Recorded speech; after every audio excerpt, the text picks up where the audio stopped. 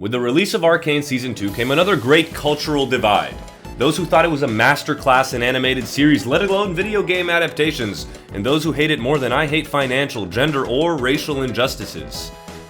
Those would be the Redditors. Arcane Season 2 had a lot to offer, from homoerotic scenes to other homoerotic scenes, so let's recap together before taking a look at some of the characters and the key takeaways of the season. So the new season kicks off with the last's primary antagonist, Jinx, formerly Powder, firing a comically large rocket at a group of unsuspecting politicians.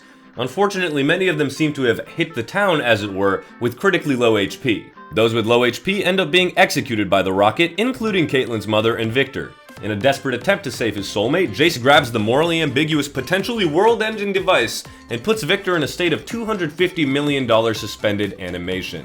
But not for long, since Victor soon wakes up from his slumber with a slew of new powers and a Twinkie metal body. Overcome with survivor's guilt, hextech guilt, and a generally Eastern European demeanor, Victor leaves Piltover in an attempt to find his own path. I know it's on a lot of your minds. His path is, in short, becoming a cult leader of mostly drug addicts. We then see Piltover enraged at the entirety of Zaun for the attack caused by Jinx and prepare an Undercity raid. Caitlyn, my least favorite character, which is not at all important to the point of this video, asks Vi for help. But Vi just couldn't do it. She couldn't do her job. So like many of us, instead she gets absolutely hammered with a character that you might think will end up being important, but is not at all.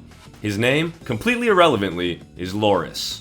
Before starting their attack on Zaun, Piltover manages to get jumped again, during a memorial service this time, but fends off the foes with a little help from Noxus and Ambessa. Jace decides, fuck those guys, I'm breaking Geneva Code, and is back on the Hextech hype train, ready to commit war crimes. Meanwhile, Caitlyn is convinced by Vi's wiles to omit the all-out war against Zaun and instead infiltrate and remove problems quietly, with a, dare I say, Omega Squad. The squad consists of Kate Vi, the drunk guy Loris, Fishbro whose name no one actually knows, and Maddie, a slightly relevant bum who is coincidentally Caitlyn's lover when she and Vi are on bad terms. Long story short, they fuck some shit up in the Undercity, then Vi and Caitlyn share a smooch. Score! Let's go! This is why I watch TV, baby! Meanwhile, in Zaun, the Chem Barons start waging a turf war in Silco's absence, leading to migrants being taken in by the Firelights. Shout out real-world events. Except we don't have firelights, we just have countries that have differing opinions on how to handle literally everything. Noticing that the Firelight's tree is beginning to wither, Heimerdinger, Echo, and Jace journey to the center of the Hex Gates, where the three are pulled into the Arcane. Roll credits. We then see Jinx, who amidst her killing, finds a young girl named Isha, who helps her reel in her crazy side and awakens feelings felt by the former Powder. Jinx is eventually found by Caitlyn and Vi, and right before she is once and for all defeated, she is saved by Isha. Jinx and Isha then release some literally stored wind from a tomb, or a warehouse, or a fart jar, and that ends up wreaking havoc on Piltover, as though Banksy would have wanted. Caitlyn then breaks up with Vi due to her inability to kill her sister. Good going, Caitlyn. And it's at around the same time we find out that Ambessa was behind the attack at the memorial service and is a self-serving antagonist who swindles Caitlyn into becoming the commander-in-chief of Piltover while appointing herself as Caitlyn's de facto right hand. Cut to Mel being trapped by sorcerers of the Black Rose and awakening her own powers, which really isn't important at all, but maybe it'll be more important in another League of Legends based story. And she'll also definitely be added into the game as a champion. Anyway, let's make like the characters and jump forward in time a couple of episodes for a second here as BAM! The Arcane Anomaly sends Jace, Echo, and Heimerdinger across time, with Heimerdinger and Echo being sent to an alternate reality, where Powder never went nutso, Vander is alive, and Violet met her demise. I loved Arcane Season 2, but the episode where all of this happened was by far my favorite. We get some great character interactions, especially between Echo and Jinx, and it really makes you feel like you're daydreaming about what could have been in your own life. Just stellar job. Episode 7 was great. I don't know why I default to Italian. During the course of this episode, though, Echo and Heimerdinger attempt to return to their timeline, succeed in their task, while also granting Echo the ability to jump back in time 4 seconds. But 4 seconds only. There'd be too great a cost otherwise. Anyway, Echo gets to go home, while Heimerdinger sacrifices himself and is thrust... I don't know. I wish I could tell you. He's just floating around in the multiverse. Out there. We also see Jace, who was thrust into the future, but a future overrun by robots. Shout out Real World. With the only survivor being a mysterious hooded figure. With a staff. Who could it possibly be? Seeing the plight of the future, Jace gets sent back to present day by the staffed man with a new goal. Fuck some shit up. And by shit, I mean Hextech. Let's cut back to present day, where Caitlyn and Mbessa arrest a boatload of people for basically just existing, including mad scientist Singed, who leads a trail of blood crumbs for his new puppy to find him. We later find out that Warwick, the man-beast hybrid, is created in hopes of finding a way to revive Singed's daughter. Before the stupid dog manages to get to the prison, however, Jinx infiltrates and frees all of her supporters and the prisoners. Right on cue, Warwick arrives, engages in battle with Jinx, but before landing the final blow, Rover stops his attack, recognizing Jinx as his daughter. For he is Vander. Furry edition. Jinx realizes that the beast still has bits of Vander's memories, so she goes off to find Vi, who is in her goth girl alcoholic phase. The two mini-reconcile and bond once more over their father being kind of alive. They don't know exactly what to do with him, so they do what any normal person would do: indoctrinate him into a cult. Victor, the Machine Herald, heals the beast, suppressing its violent urges, and takes quite a liking to it, promising the girls that they'd get their father back. Mbessa then forces Singed to track down his beastly creation for her own twisted reasons, and a battle breaks out between all parties near the commune. Jace, the professional bush camper, appears out of seemingly nowhere, sneaks into Victor's Arcane penthouse, and grenades his friend's chest, killing him. Due to Victor's death, all the healed, now automata people die, and Vander, who is well on his way to being freed from his beastly impulses, reverts to Warwick, and an even larger battle breaks out. Isha, our favorite plot-advancing character, dies, sacrificing herself for Jinx. Mbessa and Singed grab Warwick in the aftermath and use his body to heal Victor. Don't question it, he ends up looking pretty weird, but we'll get to that in just a sec. Anyway, Victor's new goal is to create the ultimate hive mind, and Mbessa says to him, "That sounds bomb. You should use it on our soldiers too." That was not supposed to be cultural appropriation. Anyway, the Noxians side with the Automata cult in hopes to get the full power of Hextech. While Jinx is rotting in a jail cell due to her past crimes, Vi comes to free her, but is quickly tricked by Jinx, who locks her up and flees. Caitlyn, back in love with Vi, rescues her, and then finally, gay sex. Kabang.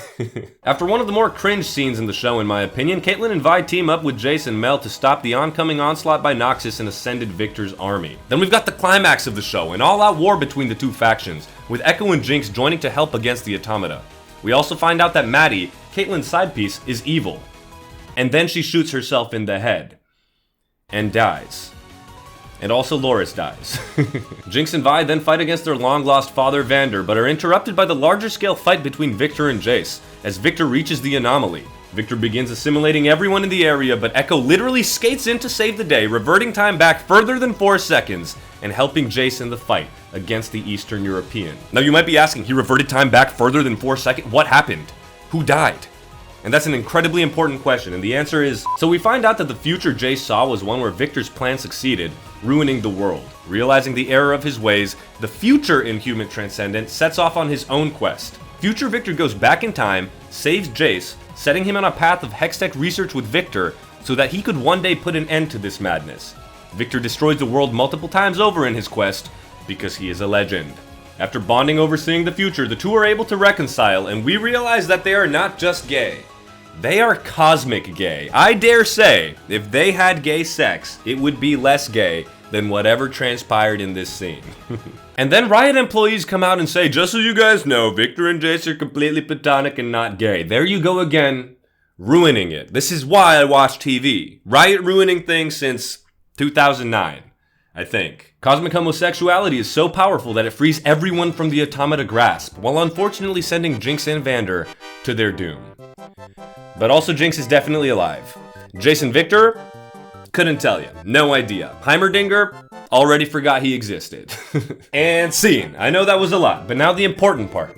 What have we learned from Arcane Season 2? Let's start by talking about the characters, and of course it can't be a Luca Levy analysis video without a PowerPoint, starting with Jinx. I have to say, Jinx was by far the most compelling character in all of Arcane. Yes, this is an opinion, but you should take my word as law because I am an online man speaking to you. Anyway, anytime Jinx was on screen, it never felt contrived, it always felt compelling, and I think she was the most realistic character out of everyone. Since I'm unfortunately a League of Legends player, I knew about Jinx beforehand, but she was never one of my favorite characters in League. But watching Arcane made me fall in love with her in ways that I hadn't before. Now, she also had the fortune of being Powder in an alternate universe, which not many characters obviously had in the season, but it boosted her characters to levels that other characters just simply did not have. Unfortunately for Jinx though, flipping people off just no longer has the same effect. I feel like if she and I were in an argument, I could sling some really crude words and there would be no repercussions. But I know it would affect her because depression, yes. Absolutely. And I gotta say, the way they wrote Jinx makes you actually feel for her, and whether this is an accurate depiction of depression or not, it works within the confines of the story. I just wish that there was more Jinx and Echo. These scenes would have also elevated Echo's character to maybe not levels as Jinx, but much more. We'll get to the rushed part of Arcane in just a sec, but also Jinx Among Us imposter events. It was really tough to see at the end of the series, but apparently there was maybe a glint of shimmer in the explosion with her and Vander, and maybe she escaped back into the vents. Who knows? Open-ended endings. It's a cheat code. And then we've got Vi, and I gotta say, her muscles make me jealous. Look at her triceps. What is your workout? Why? It's a circle. Your left arm is a circle. And I do also want to say, alcohol did not solve her problems. So she probably wasn't drinking enough. Lucas, just kidding. Unlike Jinx, Vi did have a lot of screen time, but at times she didn't feel like herself. In particular, I felt that most when she told Caitlyn that she didn't care about Maddie. Vi is kind of an aggressive character. I know that she's just happy that everything is done, but still, her persona shouldn't change so instantly in my opinion. Then we've got Caitlyn, and I just felt like she was a plot device for most of the season. I actually think that she got a lot better about that in episodes 7, 8, and 9, and while I did say that I don't like her, I don't really hate her, and I completely understand her motivations. I will not say that I'm like those Redditors who are like, dude, Caitlyn, why is she acting like that? Caitlyn makes no sense. I understand how she is acting based on what happened in her life. But I did feel like at times, she was also not acting like herself, and she was acting in ways that would just progress the story, which is fine, because you need characters to do that. I don't want to hate on her too much, but I will. She was the most bland and boring character out of the main cast for me. That doesn't mean she was dog shit. I just didn't like her as much, and now she has depth perception issues, so if we ever played catch, I would win. And then we've got Victor and Jace. They can't be separate. They are soulmates. They must be together. And I said that I would talk about Victor's new design. Why did Victor become this picture of Saul? His mask looks so weird to me. Not a huge fan of Victor's Transcendent design. I really liked his human design, but whatever, we'll move past it. Now, Jace. Jace is a menace from what he did in Arcane Season 1 to now. There's some memes about it out on the internet, so I suggest you check them out, but man, he does not kill one child. He manages to kill 2 children in the scope of 18 episodes. I'm pretty sure he's the only character that does that. Also, there was no time for pillow talk when he and Mel got down and dirty. He just got up out of bed and left. He was like, man, I need to check on my friend Victor. And Jace does a bunch of other irrelevant, like, shitty side plots, but enough about that. I will say that Jace and Victor had, in my opinion, the most compelling side plot, if you can even call it that. They were basically the main driving force for Arcane. Now, I've been seeing a lot of talk about people calling Victor's writing one-dimensional. I would not agree at all. Again, he was an inhuman transcendent who basically traveled across the multiverse trying to find his own path and right his wrongs. I don't think that's one-dimensional. I understand that his motivation in series before he went into the future was kind of one-dimensional, but he had to be because he was the primary antagonist. I think a lot of the issue stems from the fact that Victor isn't the robo-genius that he is in traditional League lore, but I wouldn't say that the writing is one-dimensional. In fact, the power of friendship always prevails, and that is multi-dimensional. Echo, absolute MVP, I wish we got more of you. Then we've got Singed, who I thought was a really good character and a very well-written antagonist. He just needed more moments to shine to really get to that next tier of character enjoyment. I think that he is the smartest out of a group of geniuses, and that honestly he's pretty based for accomplishing his literal one goal in the series. As for the boy Warwick, rip Warwick mains. Ambessa similar to Singed for me. I thought she was a really good villain, but I wish we got more of her and her plot device abilities. And then we got Steb. Who?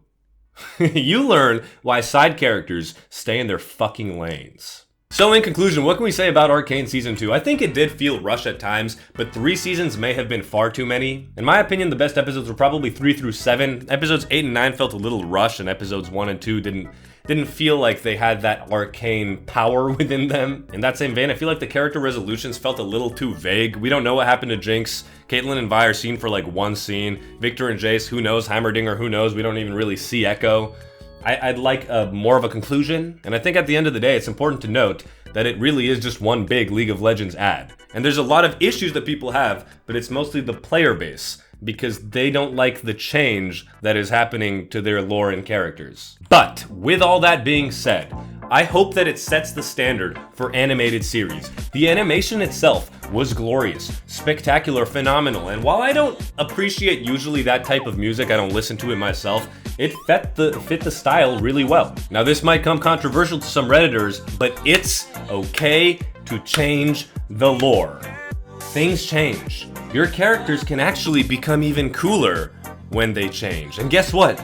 You can still like the traditional version of your character. And while this video is not a comparison between Season 1 and Season 2, I personally like 2 more than 1. I like conclusions in a story, and I thought that the peaks were just higher. I don't know why Victor exactly became Saul Goodman, but I can't wait to watch more. And here is the Saul Goodman image for a little longer. If you enjoyed this video, please consider liking and subscribing. Arcane PR team, anti-Arcane PR team, let me know what you thought of the series. Did you like the characters? Did the expectations fall a little short? Did you want a Season 3? Like I said, I thought it was phenomenal. I thought that it got a little bit too much hate on Reddit for no reason. I don't know why I keep bringing up Reddit. That honestly says more about me than it says about anything else. And I should probably stop talking. If you have any suggestions for future videos, any series to cover, characters to cover, games to play, real world things to do, let me know in the comments down below. Until next time, you are looking so good. Jimmy McGill, Slippin' Jimmy. I love you. Goodbye.